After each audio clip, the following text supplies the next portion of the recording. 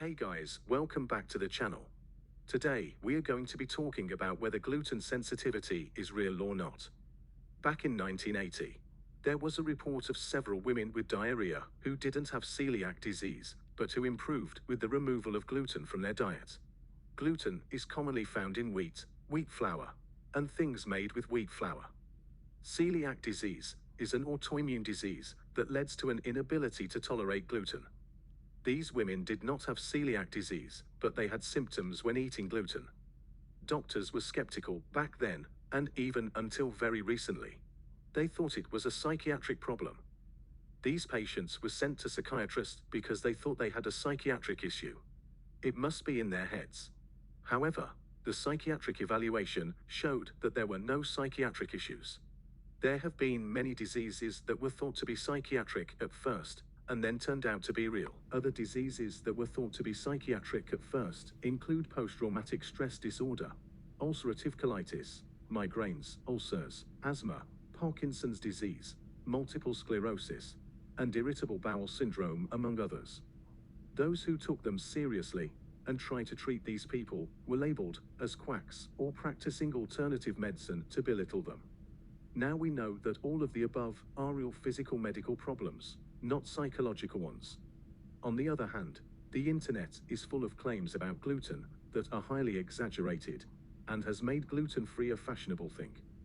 It's easy to think that these exaggerated claims are fake. Don't forget, selling gluten-free foods can make some companies a lot of money. Billions of dollars are spent on gluten-free foods, and this number is rising. Gluten-free is now more fashionable now than even fat-free and low-carb. So, what is the scientific evidence to support that being sensitive to gluten is real? The evidence for gluten sensitivity is minimal. The best way to do a study to prove that this is a real physical problem is to remove all gluten from the diets of the gluten-sensitive people that are in the study. Then add back some food, but don't tell them if it contains gluten or not. This way, if it is real, and not just in their heads, those who eat the real gluten-containing food will get sick, while those who eat the fake gluten-containing food will not.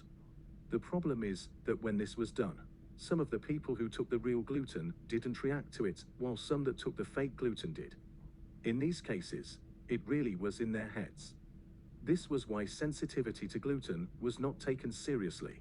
Finally, a high-quality study was done using people who had intestinal issues, and who said that their symptoms improved with a gluten-free diet.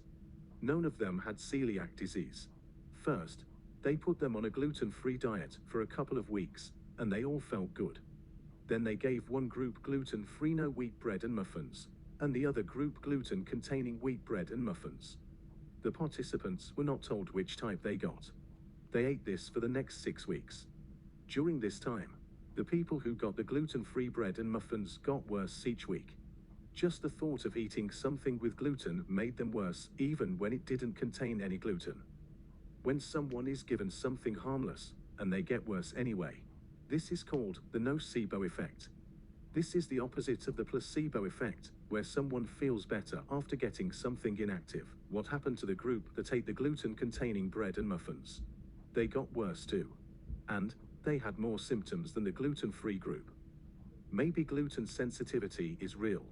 Or did the study not have enough people in it? Or was the difference between the gluten-free and gluten-containing foods somehow noticeable by the texture or taste?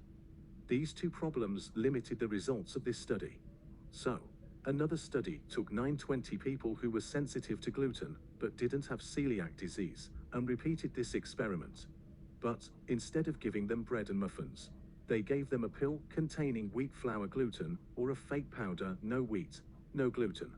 This way, the participants couldn't tell what they were getting by the taste or texture of the food. What happened?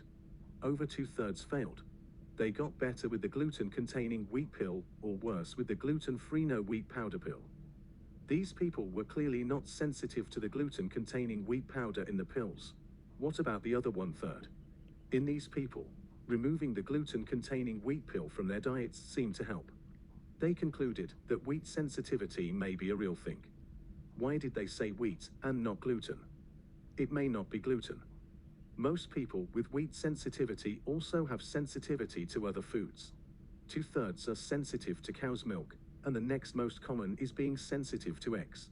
So, if you put these people on a diet that doesn't contain these common triggers of their intestinal symptoms, and then give them gluten, nothing happens. Maybe it's not gluten, but their sensitivity to foods like wheat, milk, and eggs. This suggests that gluten sensitivity is not the specific problem, but rather food sensitivity, independent of gluten.